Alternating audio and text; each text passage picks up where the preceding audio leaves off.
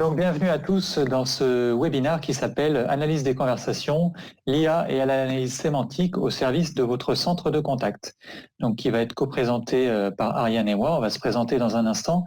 J'en profite, vous voyez sur la droite, pour faire une petite pub pour les CX Digital Days qu'on a mis en place chez Eloquent avec 4 webinaires. Il y avait 2 webinaires hier sur le centre de contact et l'expérience client et un second qui s'intitulait Comment optimiser la gestion de vos interactions pour une expérience client personnalisée. Ces 2 webinaires sont disponibles en replay sur Webikeo et ils seront bientôt disponibles sur notre site web. Et puis donc il y a le webinaire qu'on est en train de réaliser et il y en aura un autre juste après sur la satisfaction client et collaborateur. Alors, nous nous présentons. Donc, je suis Mathieu Bliem, je suis responsable de l'offre sémantique chez Eloquent, c'est-à-dire tout ce qui touche à l'analyse sémantique et aussi à l'analyse des conversations audio. Et donc, je suis accompagné d'Ariane. Donc, Ariane Nabet-Albert, je suis responsable des solutions speech, donc des solutions de transcription vocale, transcription des conversations chez Bertin IT. Alors, un petit rappel pour ceux qui viennent tout juste de nous rejoindre, qui sont arrivés à 10h pile, pour avoir de meilleures conditions pour suivre le webinaire. Je rappelle, connectez-vous en filaire et pas en Wi-Fi pour avoir un meilleur débit. Fermez les applications annexes telles que Skype ou Zoom qui peuvent être un petit peu consommatrices. Si besoin, figez nos caméras, nos 2 têtes. Et puis, privilégiez Chrome ou IE comme navigateur. Et puis, vous pouvez mettre des écouteurs aussi pour avoir un meilleur son si vous êtes dans un environnement un petit peu bruyant. Dernière chose, il y a une fenêtre de chat technique. Donc, n'hésitez pas. Si vous avez des problèmes techniques, vous pouvez utiliser le chat. Et même, il y a un numéro à joindre qui a été donné dans ce chat au tout début du chat. Voilà. Donc, s'il y a un petit problème technique, n'hésitez pas à poser vos questions. Alors, le plan de cette présentation, on va commencer par une présentation brève des sociétés Eloquent et Bertin IT. Ensuite, on fera un focus sur la retranscription qui sera présentée par Ariane. Puis, je présenterai l'analyse sémantique en général et l'analyse sémantique appliquée aux conversations, donc qui est le sujet du jour. Et puis, nous verrons les usages qui en découlent. Et enfin, nous terminerons par 5 minutes de questions-réponses.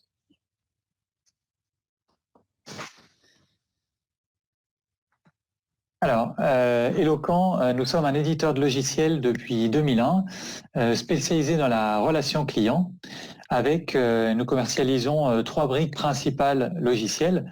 La première, c'est le centre de contact multicanal, c'est tout ce qui est gestion des appels entrants et sortants. La deuxième brique, ce sont les enquêtes multicanales pour la satisfaction externe auprès de vos clients ou internes, les enquêtes RH notamment. Et enfin, la brique qui nous intéresse plus particulièrement aujourd'hui, c'est l'analyse sémantique automatisée.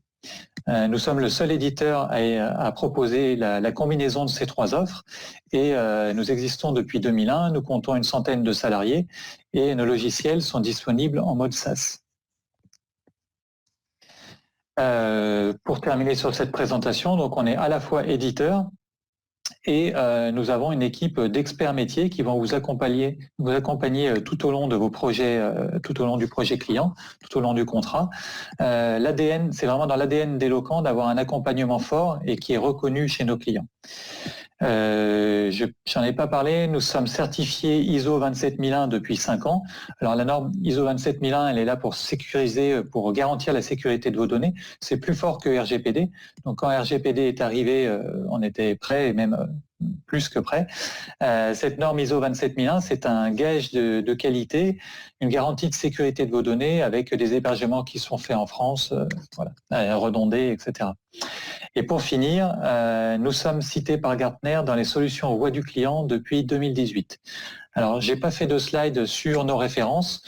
Sachez que parmi nos références, je vais en citer quelques-unes, il y a Enedis qui utilise notre solution de centre de contact. Donc, par exemple, dès qu'il y a une tempête, il peut y avoir des pics d'appels, plus de 5000 appels simultanés. Ça passe par nos plateformes de gestion des appels. Et puis, pour la solution écoute, à chaque fois que vous avez une interaction avec Orange, vous appelez pour changer votre forfait, vous faites une visite en boutique ou une autre interaction, vous allez recevoir un questionnaire de satisfaction qui est réalisé avec les solutions Eloquent. Voilà, je vais passer la main à Ariane pour la présentation de Bertin. Oui, donc Bertin IT, nous sommes un éditeur de solutions cyber et speech, donc cyber intelligence, speech intelligence. Nous venons du monde de la défense et de la sécurité et nous nous sommes ouverts au monde de l'industrie depuis déjà quelques années dans le cadre de nos 3 lignes d'activité, cybersécurité, cyberintelligence et donc speech intelligence dont nous allons parler aujourd'hui.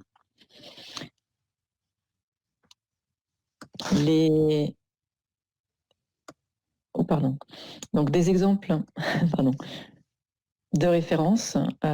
Typiquement, nous avons des références, comme je vous le disais, beaucoup dans le monde défense-sécurité, mais aussi beaucoup dans le monde de l'industrie. Par exemple, nous parlerons tout à l'heure d'applications, typiquement pour des sociétés comme EDF, Canal+, Crédit Agricole. Nous avons aussi Société Générale et des groupes de médias monitoring, etc., qui utilisent nos solutions.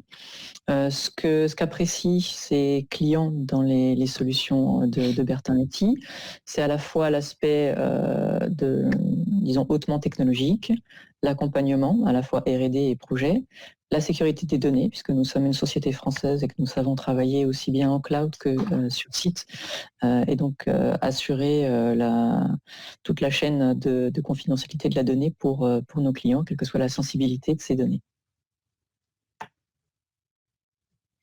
Alors, juste avant de passer à la présentation de la partie retranscription, j'ai préparé un petit sondage, donc je vais le lancer, le premier, qui permet de savoir où vous en êtes sur l'analyse des conversations. Donc, je lance le sondage, je vous laisse 1 minute pour y répondre. Hop, voilà, il est en cours.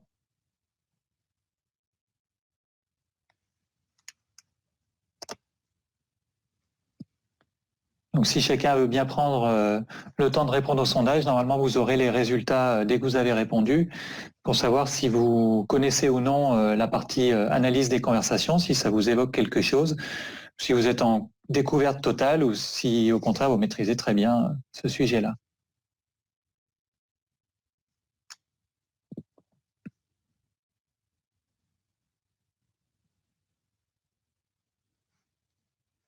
Voilà, donc le sondage est en cours. Je vois qu'on a maintenant 70 personnes en ligne.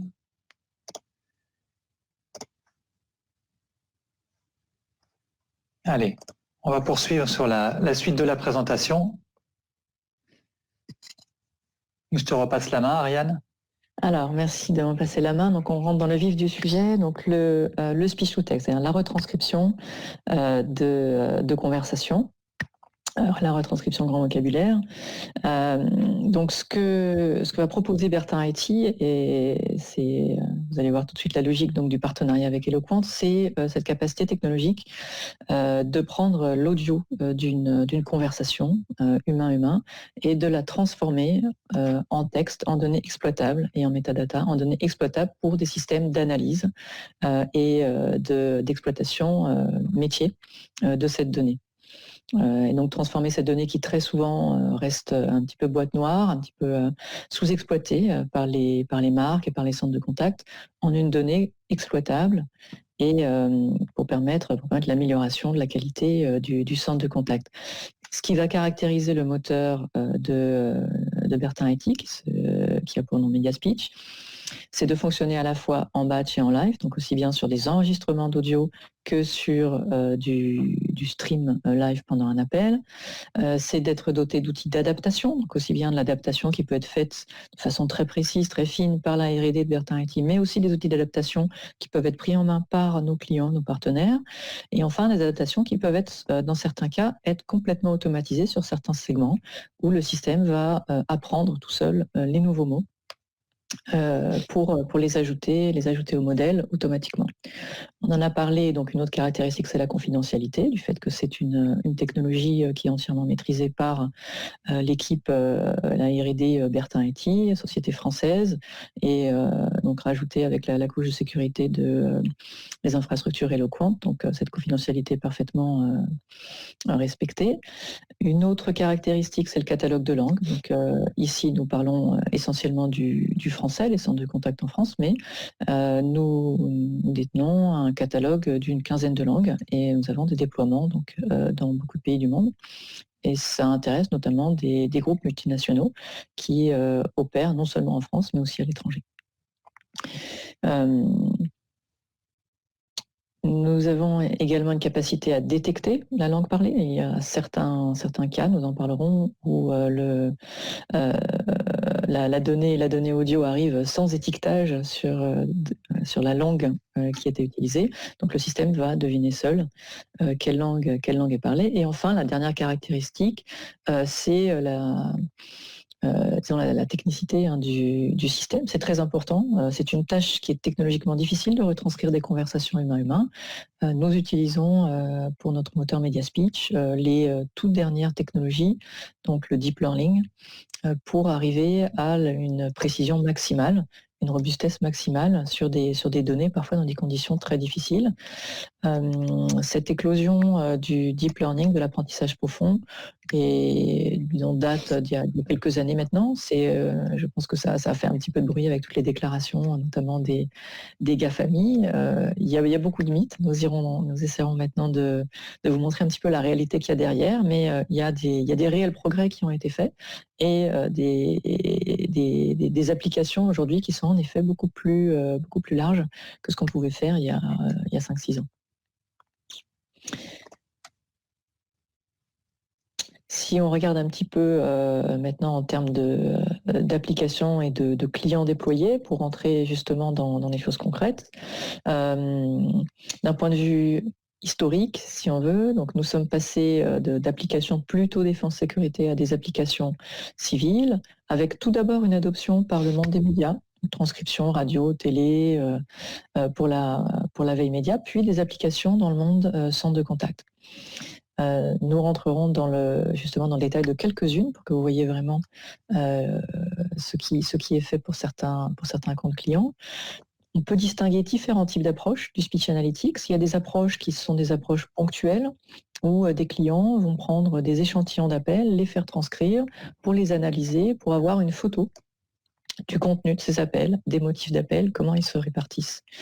Il y a une autre approche qui est une approche plus quotidienne, où là, ça va être de la transcription systématique quotidienne, quasi temps réel, ou dès le raccroché de l'appel, qui va permettre d'avoir des tableaux de bord quasi temps réel sur la répartition des motifs d'appel, sur la distribution de ces appels, etc.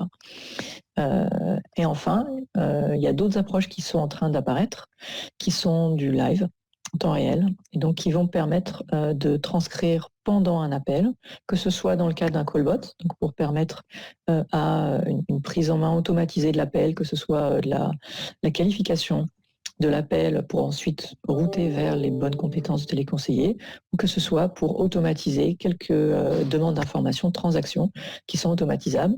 Enfin, une dernière catégorie d'applications que nous voyons apparaître, mais qui sont encore assez nouvelles, sont tout ce qui est application de téléconseil augmenté. Donc, puisque le système est capable de transcrire l'appel pendant la conversation, il peut devenir un auxiliaire pour aider le téléconseiller à être plus efficace dans son travail de gestion d'appel et l'alléger d'un certain nombre de tâches qui le détournent éventuellement de la conversation. Mais rentrons maintenant dans les détails des cas clients. Donc prenons un premier cas, donc EDF, et c'est quelque chose que nous avons fait avec d'autres fournisseurs d'énergie. Je vais vous montrer un petit exemple d'appel qui est bien sûr anonymisé, hein, donc tout ce qui est nom propre et identifiant a été supprimé. Je vais vous faire écouter un petit peu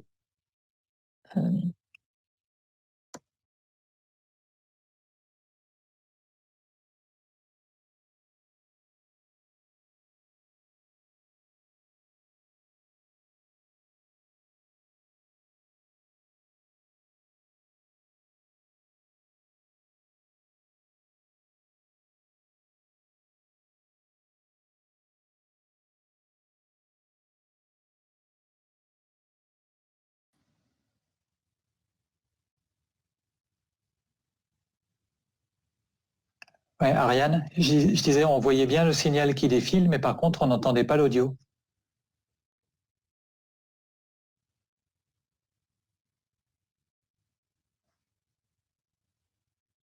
Alors, pardon, on n'entendait pas l'audio. Alors, je vais réessayer. Je n'ai pas entendu. Ouais. D'accord. On va réessayer un petit peu. Oui. Effectivement. Ah, ça y est, c'est bon. Je vous appelle suite à un courrier que vous m'avez renvoyé. Oui. Donc, c'était au nom de... J'ai arrêté mon activité sur un marché. Oui. J'avais donc un contrat avec vous pour l'électricité. Je vous ai tout envoyé en recommandé, mais par contre, vous m'avez envoyé un papier où il manquait donc de relevé du compteur et D'accord. le numéro de compte client. Effectivement. Alors, vous avez donc la référence client? La référence client, ouais. Elle est énorme. Vous la voulez Entièrement, oui, s'il vous plaît. D'accord. Voilà. Comme un instant, là, comme ça, la recherche du dossier. Voilà. Donc ça, c'est un contrat. Donc vous souhaitez faire la résiliation de ce contrat, hein? Tout à fait, parce que je ne suis plus sur le marché. D'accord. J'ai arrêté l'activité. Donc, on va prendre un rendez-vous pour relever le compteur. Pour relever le compteur? Voilà. Oui, et couper l'électricité. D'accord. Voilà. Donc ça, c'était pour donner un petit aperçu de ce que donne la retranscription. Donc ce que vous avez pu voir, c'est que le système donc, essaye de séparer les locuteurs. Il s'agit d'enregistrements qui sont généralement sur un seul canal, hein. Quand ils sont sur deux canaux, c'est mieux. Mais généralement, c'est sur un seul canal. Donc le système essaie de séparer les locuteurs. Il va essayer de transcrire mot à mot. Il donne un score de confiance à chacune de ces reconnaissances. Donc vous aurez en vert les mots qui sont assez sûrs, en rouge les mots sur lesquels il y a un gros doute, et puis entre les deux, là, vous avez cette couleur bleue. Le système donc distingue les tours de parole, essaie d'attribuer aussi un genre à chaque locuteur. Et toutes ces métadonnées donc, sont transmises derrière pour l'analyse de l'appel et bien sûr de son contenu. Un autre exemple, donc dans le cadre de Canal+, si vous appelez si vous êtes abonné Canal et que vous appelez, il y a de bonnes chances que votre appel soit ainsi retranscrit et il va permettre à Canal+ d'analyser donc à tout moment la répartition des motifs d'appel et pouvoir mieux comprendre ce qui se passe sur le centre de contact et agir plus rapidement. Ça permet aussi à Canal+ d'améliorer la qualité de l'expérience client. Ce que nous a confié ce client, c'est que pour lui, les 3 retours d'expérience clés, c'est ça leur permet de quantifier les choses, donc de sortir un petit peu du subjectif, d'échapper aux impressions pour savoir vraiment ce qui se passe dans le centre de contact et quels sont les motifs importants, ceux qui sont prégnants à un moment donné. Ça leur permet ensuite de suivre l'évolution. Pour eux, c'est très important de voir dans le temps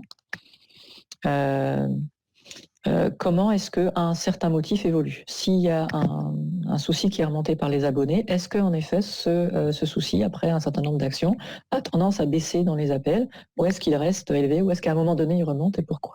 Pour eux, ça c'est très important. Et enfin, la troisième leçon qu'ils en tirent, c'est qu'ils ont fait des gains d'efficacité opérationnelle en libérant les téléconseillers tout simplement de l'étiquetage post-appel. Donc ils ne demandent plus du tout à leurs téléconseillers d'étiqueter les appels. Ils se sont rendus compte finalement que ce que le système apportait en termes d'étiquetage était à la fois beaucoup plus fiable, beaucoup plus fin et permettait donc de gagner du temps et de ne pas demander aux téléconseillers de faire ce travail. Dernier cas, que je voulais partager avec vous, c'est un cas un peu particulier qui est en production depuis un an à peu près chez Crédit Agricole, banque d'investissement, et qui est quelque chose d'assez nouveau dans le monde des banques d'investissement, c'est le fait de surveiller, aider à la conformité bancaire en surveillant les conversations des traders.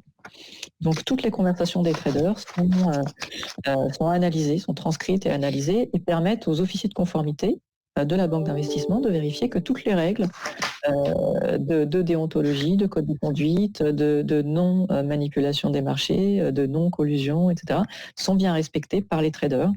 Et ce sont des données particulièrement difficiles parce que très très bruitées, dans beaucoup de langues, avec beaucoup de jargon, extrêmement compressées, très mauvaise qualité audio. Donc ça, pour relever ce défi, il a vraiment fallu pousser très loin toutes les technologies neuronales. Et ça a permis d'améliorer la qualité pour l'ensemble de nos clients, en fait.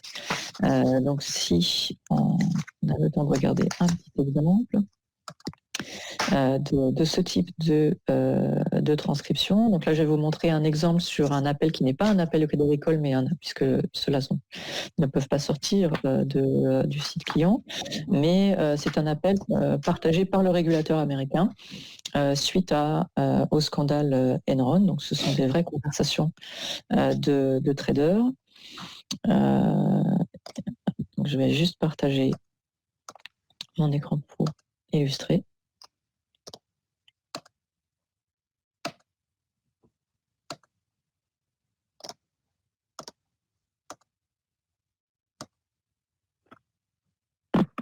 This is Tim. Hey, Tim. Rick Shapiro. Hey, Rick. So we were talking to Mary a little bit yesterday about the petition that actually probably talked to you as well about the emergency conditions in California, how they have obviously enormous discretion. Right. And one of the concerns that we expressed to Mary was just getting too visible right now, Enron, Right. at the commission, given the political climate in California. So I know she was going to go back and try to find out who to talk to at Morgan Stanley to see if they might be a vehicle for seeking some clarification. Right. Or maybe utilizing a trade association like EPSA as the vehicle Yep. to do it. And I think that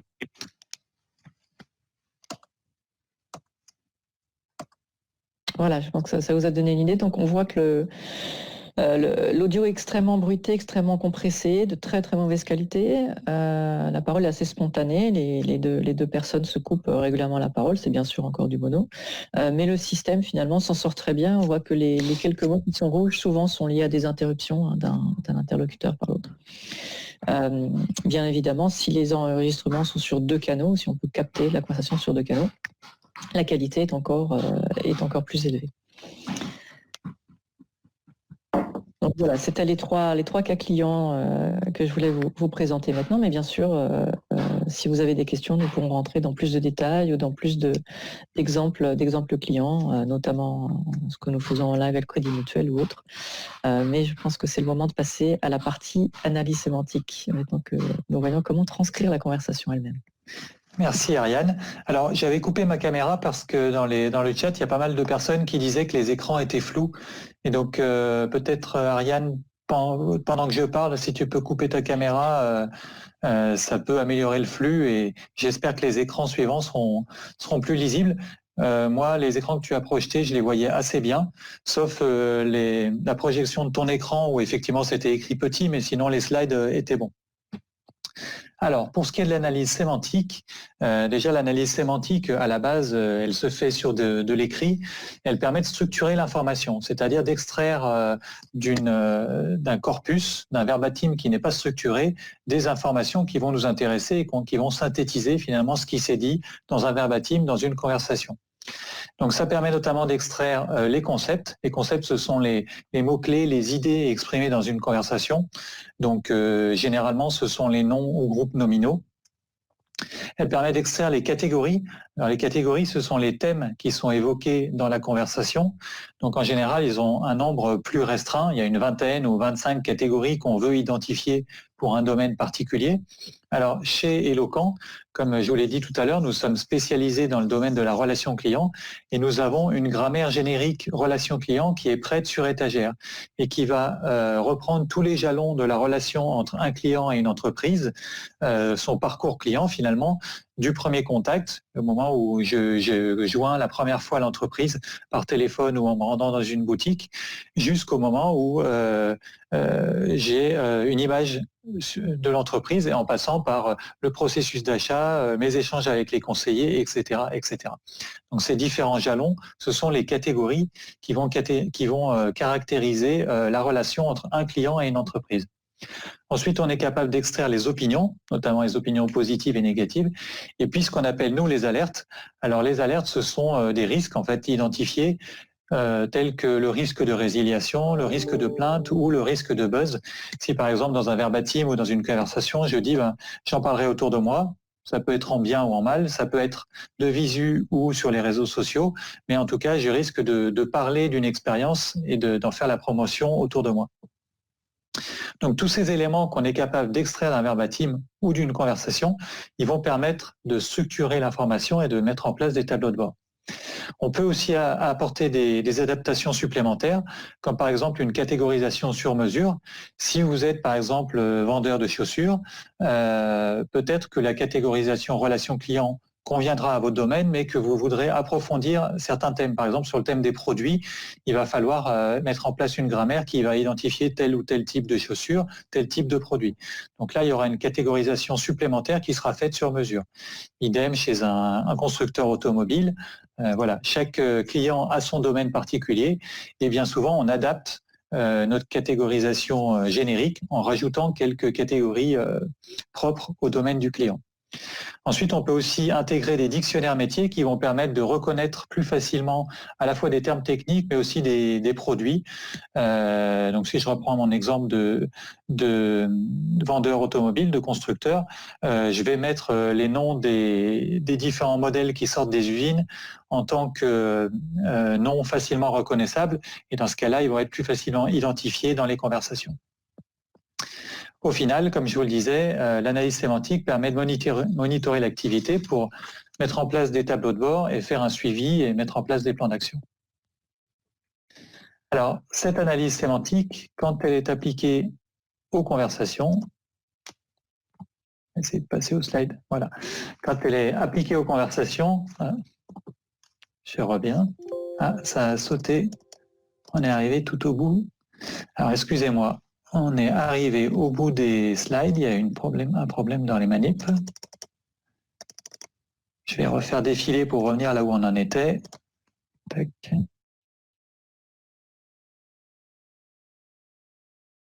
La gestion des slides qui était un peu capricieuse. Donc on en était un petit peu plus loin. La retranscription, on avait vu la présentation d'Ariane. Allez. Voilà. Et on va maintenant en arriver à l'analyse sémantique appliquée aux conversations. Ah, d'accord. Elle est beaucoup trop loin.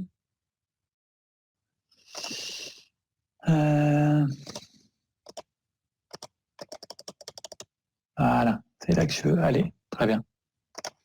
Donc, quand on applique l'analyse sémantique aux conversations, il y a un travail préliminaire déjà qui est nécessaire, c'est l'enrichissement du modèle. Qui est souhaitable en tout cas, c'est-à-dire que dans la retranscription qui a été présentée par Ariane, on est capable de retranscrire une conversation téléphonique, mais bien souvent, si vous êtes travaillé dans le domaine de l'automobile ou dans le domaine de la fabrication de chaussures ou dans les télécoms, il y a des termes techniques particuliers qui sont à reconnaître, et donc il faut enrichir le modèle avec des phrases types pour que la retranscription soit de meilleure qualité. Ensuite, l'analyse des sentiments propres aux audios doit être adaptée. Je vous donne un exemple. Si à l'écrit, je vous dis je suis allé dans une boutique et ça s'est très bien passé, le très bien que j'ai écrit retranscrit le fait que j'étais satisfait. En revanche, à l'oral, si je vous dis rendez-vous samedi prochain à 10h, vous me dites ok, très bien, ce très bien qui va être retranscrit comme très bien, les mêmes mots, ne traduit pas une opinion positive, mais simplement le fait que vous avez bien compris l'information. Et donc, pour analyser les sentiments positifs, les enchantements ou au contraire les sentiments négatifs, les mécontentements, sur l'audio, il y a un travail particulier qu'on a dû réaliser. Autre type d'adaptation, l'identification des locuteurs. Donc effectivement, Ariane a parlé de séparation des locuteurs, la diarisation. C'est ce qu'on voit sur le petit schéma ici. On a un échange avec un client, un agent en rouge et en bleu. Le travail que fait Bertin, c'est de séparer les deux locuteurs, donc en bleu et en rouge, l'agent et le client. Et l'algorithme qu'on a développé chez Eloquent supplémentaire, c'est l'identification des locuteurs, c'est-à-dire dire est-ce que le bleu c'est le client ou est-ce que l'agent ? Est-ce que c'est l'agent?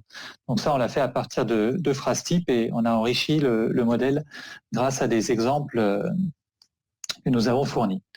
Et enfin, en option, on peut rajouter d'autres traitements, par exemple l'anonymisation. On peut anonymiser les noms, prénoms, adresses, etc. dans tout ce qui est retranscrit, et la catégorisation sur mesure. Alors c'est vrai que nous avons une catégorisation relation client qui est prête sur étagère, qui marche très très bien sur des écrits. On a eu beaucoup de tests de qualité là-dessus. Dans les conversations audio, la manière de s'exprimer est différente et donc généralement le développement de la grammaire doit être retouchée pour faire une grammaire sur mesure propre au domaine du client. Alors, je vais passer maintenant à quelques démos, notamment les interfaces qu'on est capable de développer suite à l'analyse des conversations. Donc, je vais partager mon écran en espérant que tout fonctionne bien. Hop. Voilà. Est-ce que vous voyez mon écran? J'espère que oui. Donc, je suis sur un environnement de démo dans lequel on a analysé à peu près 10 000 conversations. Dans cet environnement de démo, en fait, c'est un tableau de bord qui recense les informations qu'on a pu détecter sur les 10 000 conversations. Donc, on a le nombre de conversations, la durée moyenne, la répartition temporelle des appels qui ont été retranscrits, la répartition entre les conseillers et les agents, etc., etc. Ces données qui accompagnent le verbatim, enfin plutôt la conversation, pardon, sont des métadonnées qui vont nous permettre de filtrer les conversations. On verra ça tout à l'heure. Donc, dans ces tableaux de bord, à chaque fois, vous pouvez filtrer en appliquant un zoom. Par exemple, ici, je filtre sur une période de temps et voilà, on se retrouve non plus avec 10 000 conversations, mais uniquement 4 500 et tous les graphes de la page ont été mis à jour. C'est le principe de drill down, c'est-à-dire je clique et ça applique un zoom. Ensuite, on a les concepts. Donc, je vous en parlais tout à l'heure. Les concepts, ce sont les noms communs qui ont été détectés dans les conversations, comme téléphone, mail, chauffage, etc. Ici, cet environnement de démo, il est basé sur des conversations d'un fournisseur de produits de chauffage. Et donc, on a aussi intégré le catalogue produit de ce fournisseur pour détecter uniquement les noms des produits qui l'intéressait. Donc ici, on a un nuage de concepts qui est vraiment focusé sur ces produits avec un regroupement par pôle produit. Donc ça donne déjà une idée de ce qui est abordé dans l'ensemble des conversations de notre client. Ensuite, on va retrouver les catégorisations, la catégorisation avec une catégorisation à 2 niveaux. Tout d'abord, on a les métadonnées, c'est-à-dire les catégories parentes, comme prestations externes, renseignements, transactions. Et ensuite, ces métacatégories sont divisées en une trentaine de sous-catégories qui permettent de coller au plus près du parcours client. Donc, par exemple, dans transactions, on retrouve tout ce qui est en rapport avec les offres, les tarifs et les devis. Voilà. Donc ça permet notamment de dire que dans les 10 000 conversations, il y en a à peu près 2500, un peu plus, ou à 2800 qui parlent d'installateurs. Il y en a 2200 qui parlent de suivi de commande, etc., etc. Donc ça permet d'avoir une vision vraiment exhaustive de ce qui est dit dans les conversations. Ensuite, en termes d'alerte, ici, ce qui nous a été demandé, c'est de travailler sur le mécontentement et au contraire, l'enchantement et le mécontentement des personnes. Parce que comme je vous disais, quand on détecte très bien dans une conversation, ça ne veut pas dire que la personne est satisfaite. Et donc, pour détecter la satisfaction ou au contraire l'insatisfaction, on a fait un travail plus précis pour détecter finalement les opinions positives et très négatives dans les conversations. Et enfin, en bas de l'écran, on a l'ensemble des conversations qui ont été retranscrites avec un lien vers le lecteur de la conversation. Alors, comme je vous disais tout à l'heure, je peux appliquer des filtres. J'en ai déjà appliqué un au niveau temporel. Si par exemple, je veux chercher tout ce qui se dit sur les installateurs, hop, étant donné que mes conversations ont été retranscrites, je peux travailler sur le contenu de la conversation et chercher celles qui parlent d'installateurs ou de, je sais pas, frigo ou de février, etc., etc. Et là, par exemple, j'ai trouvé donc 240 conversations qui parlent d'installateurs. Ah, celle du 25 mars, elle m'intéresse, elle est toute récente. Je vais lancer l'audio, je vais lancer le player et je peux réécouter cette conversation. Allons-y.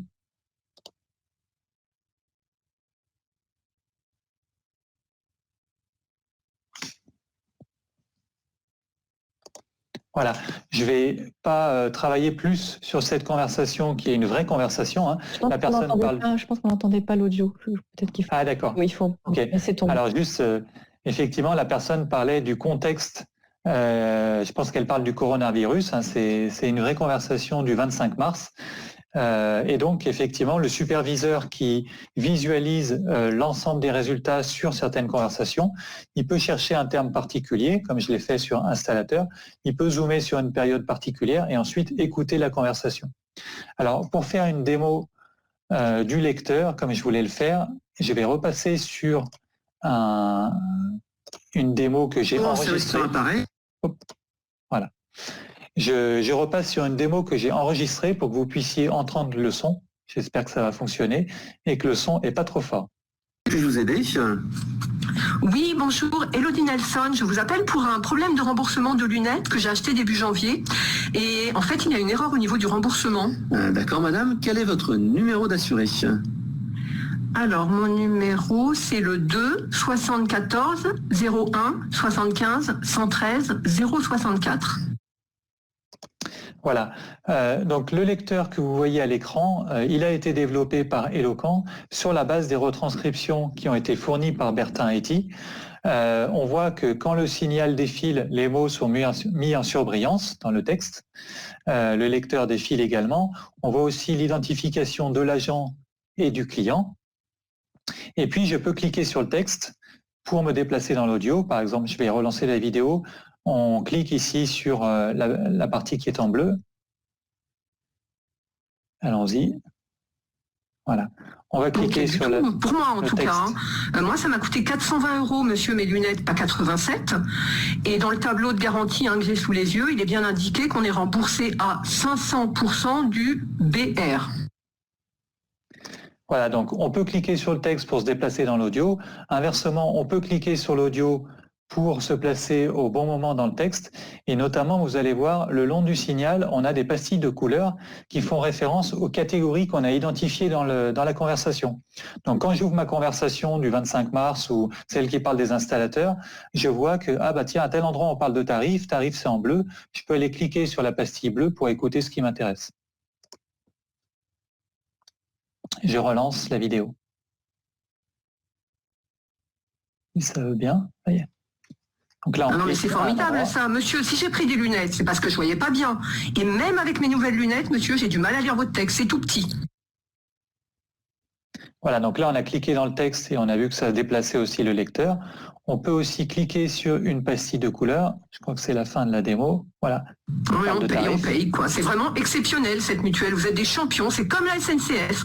Je paye ma carte Navigo 75 €, je n'ai pas de train, je paye ma mutuelle 57 € et moi j'ai pas de remboursement. Voilà, donc dans cet exemple qui est fictif, c'est une conversation qu'on a générée nous, avec une personne qui est assez remontée. On voit qu'ici on a cliqué sur la pastille tarif et effectivement on parle ici des tarifs, de ce que la personne a payé. Les catégories qu'on a identifiées dans les retranscriptions, elles sont visibles ici sur la gauche et elles sont mises en évidence dans le texte avec des codes couleurs. Tout ça, c'est personnalisable, évidemment, et je peux activer ou désactiver les catégories qui m'intéressent. L'intérêt pour un superviseur, c'est de faire de la recherche sur un thème particulier, un terme, une catégorie, etc. Et de, quand il ouvre une conversation, d'aller directement sur l'info qui l'intéresse. Donc, on peut aussi rajouter les opinions positives ou négatives à l'intérieur du signal, et ça permet justement de faire un suivi le plus simple possible. Une exploitation des audios la plus simple possible. Je vais revenir sur nos slides. Voilà. Hop. Alors, on va maintenant passer aux usages qui découlent de la retranscription plus l'analyse sémantique. Le premier usage, c'est l'analyse exhaustive et automatique des conversations clients. C'était le cas chez Atlantic, qui était un des clients que vous avez vu dans les slides d'Ariane. Donc Atlantic, c'est justement un fournisseur de solutions de chauffage et son besoin, c'était d'analyser de manière exhaustive l'ensemble des conversations de son service client. Parce que si on fait du picking pour analyser à la main une partie des conversations, déjà on va perdre un temps précieux, c'est très long de faire ça. Et en plus, il y a un biais, c'est-à-dire que vous allez analyser 1% des conversations, vous allez faire un point avec votre agent et dire voilà, j'ai écouté 3 conversations, j'ai entendu que ça se passait mal. Il va vous répondre oui, mais tu as écouté les conversations du jour où ça s'est mal passé. Mais en fait, si on écoute tout, tu verras, j'ai des meilleurs résultats. Bon, pour ne pas avoir de biais, être vraiment objectif et connaître de manière synthétique et réelle la voix du client. La volonté d'Atlantic, c'était d'analyser 100% des conversations pour bien connaître tout ce qui se disait dans les conversations clients, avoir une vision sans biais. Une fois que vous avez fait ça, vous allez mieux connaître votre parcours client et mieux connaître les motifs d'appel. Donc vous allez pouvoir découvrir les motifs d'appel de manière précise et surtout connaître aussi les sources d'enchantement et les leviers d'amélioration du parcours client. Parmi les étapes du parcours client, quelles sont celles qui génèrent de la satisfaction, quelles sont celles qui génèrent de l'insatisfaction. Par exemple, notre client Atlantic s'en servait pour faire un zoom sur un produit. Tout à l'heure, je vous ai montré un nuage de concepts avec les noms des produits. Donc, je peux très bien sélectionner un produit et voir ce qui se dit. Est-ce qu'on en parle en bien, en mal? À quelle fréquence on en parle plus? Pareil pour une campagne de com ou pour le lancement d'un produit. On voit la fréquence de citation du produit. Ensuite, une fois que vous connaîtrez mieux les motifs d'appel, vous allez pouvoir améliorer de manière générale vos KPI. Donc, par exemple, diminuer la durée des appels et augmenter le FCR, le First Call Resolution. C'est-à-dire que si vos conseillers connaissent mieux les motifs d'appel, ils apporteront des réponses plus rapides et plus pertinentes à vos clients, ce qui permet du coup d'améliorer la résolution au premier appel. Et en plus, les réponses seront plus rapides. Et dernier effet de bord, vous diminuerez le nombre des appels répétés. C'est-à-dire que le client n'aura pas à rappeler pour avoir sa réponse. Quatrième cas d'usage, la détection des clients à risque. J'en ai parlé tout à l'heure, on peut détecter les risques de résiliation ou les clients en colère, par exemple, dans une conversation, et on peut générer des alertes de manière automatique. Ça peut être un mail, ça peut être un ticket de rappel pour éteindre l'incendie, pour retenir le client ou bien pour le passer au service contentieux ou en tout cas le service qui va traiter dans les meilleurs délais son insatisfaction.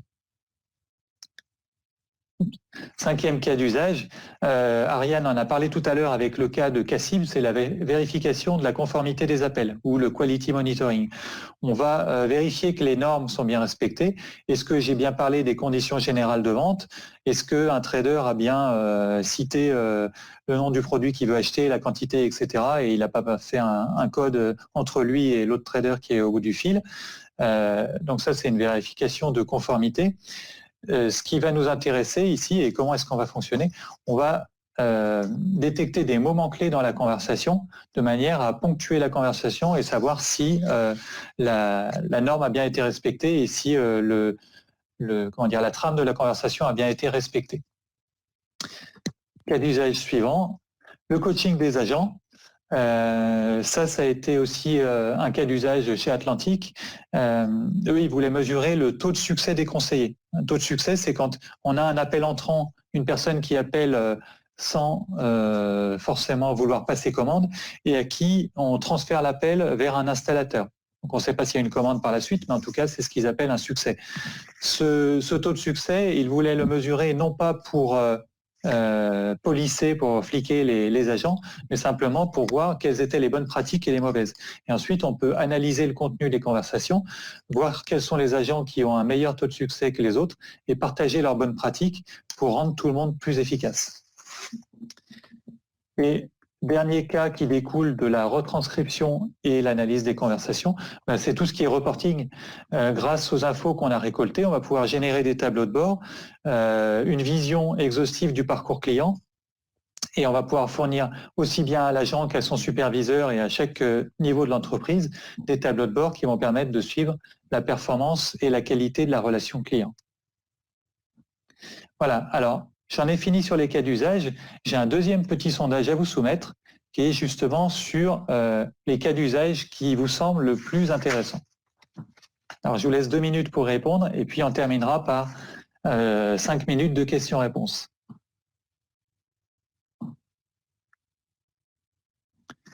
Au passage, je vois les résultats du premier sondage. Donc, a priori, il y avait à peu près un tiers de personnes qui ne connaissaient pas la retranscription et analyse des conversations, un tiers qui connaissait un petit peu, qui avait quelques notions, et le dernier tiers qui connaissait bien, voire très très bien, les solutions de retranscription et d'analyse sémantique appliquées aux conversations.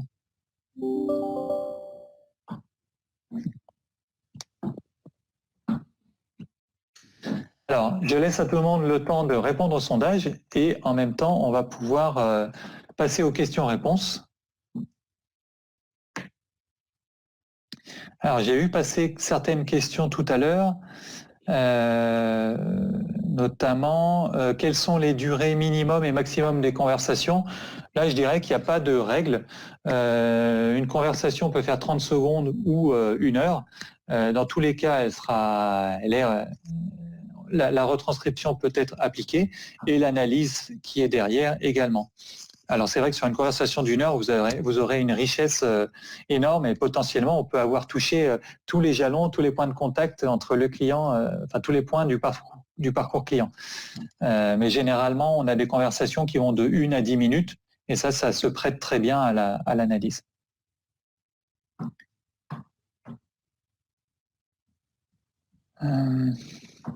Est-ce qu'on a d'autres questions ? Je crois qu'il y avait une question sur le multilingue. Alors, pour la partie retranscription, Ariane a répondu en partie. Tu veux compléter, Ariane ? La question, c'était est-ce qu'on peut faire une analyse en plusieurs langues et ensuite rendre une analyse sur une langue pivot ? Oui, tout à fait. Donc, c'est typiquement ce qu'on fait dans le monde des salles de marché. Le système est déployé aujourd'hui à Londres, Paris, New York, Hong Kong, Tokyo et est en train d'être déployé encore sur d'autres hubs régionaux dans une douzaine de langues. Donc, le système va détecter quelle langue est parlée. Là, juste précision, pour détecter la langue parlée, aujourd'hui, on a quand même une limite en temps. On demande aujourd'hui au moins 10 secondes de parole pour avoir une identification fiable de la langue parlée. Et sinon, ensuite, comme l'a dit Mathieu, il n'y a pas de limite min ou max sur la retranscription en elle-même.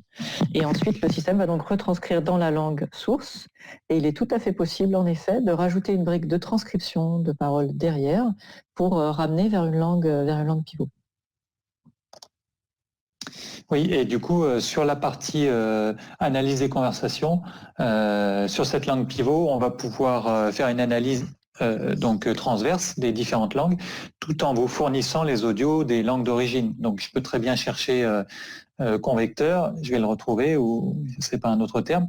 Et ensuite, quand j'écoute la conversation, je l'aurai dans la langue originale, si c'est mon souhait. Je vois qu'il y a une autre question assez technique qui doit être pour toi, Ariane. Est-ce que tu la vois en bas, là ? Question de Lionel. Alors, j'essaie de comprendre sur quoi ça porte. Donc, retour d'expérience sur la mise en œuvre de la technologie sur CA vis-à-vis des collaborateurs et des IRP. Donc, j'essaie de comprendre. C'est une question sur Crédit Agricole. Agricole, oui. Ouais. IRP. Excusez-moi, si la personne veut bien préciser ce que signifie IRP. En tout cas, si la question c'est en fait quelle est la facilité d'adoption par les personnels de ce type de technologie.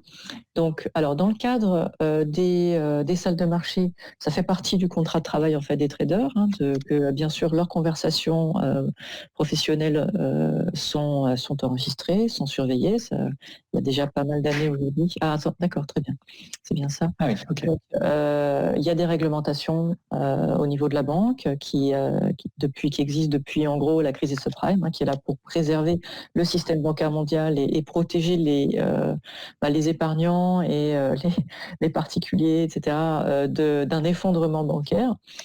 Donc toutes ces réglementations font que tout ce qui est trading est surveillé, obligatoirement surveillé. Donc les traders le savent, ça fait partie de leur contrat de travail. Il n'y a pas aujourd'hui de surveillance généralisée de l'ensemble des employés. On est vraiment dans un cadre qui est déjà bien défini. Dans le monde centre de contact, il y a aussi un cadre qui est défini, c'est-à-dire que quand une conversation est enregistrée, il y a toujours une annonce en début d'appel qui prévient, donc c'est le cas par exemple dans le cas d'Atlantique, Mathieu, je parle sous ton contrôle, qui va prévenir la personne que la conversation peut être enregistrée à des fins d'analyse, d'amélioration de la qualité. La personne peut demander à ce que sa conversation ne soit pas enregistrée ensuite en demandant cela au téléconseiller. Dans ce cas, les données sont effacées. Ensuite, il y a d'autres garde-fous, c'est-à-dire qu'il y a toutes sortes de règles. On parlait tout à l'heure de RGPD, d'ISO et de confidentialité. Il y a des règles sur l'effacement de la donnée, sur la durée de rétention des données enregistrées, sur l'accès et les droits d'accès à ces données, etc. Il y a certains centres de contact, par exemple, qui ne veulent analyser, qui ne se permettent d'analyser que la parole agent, par exemple.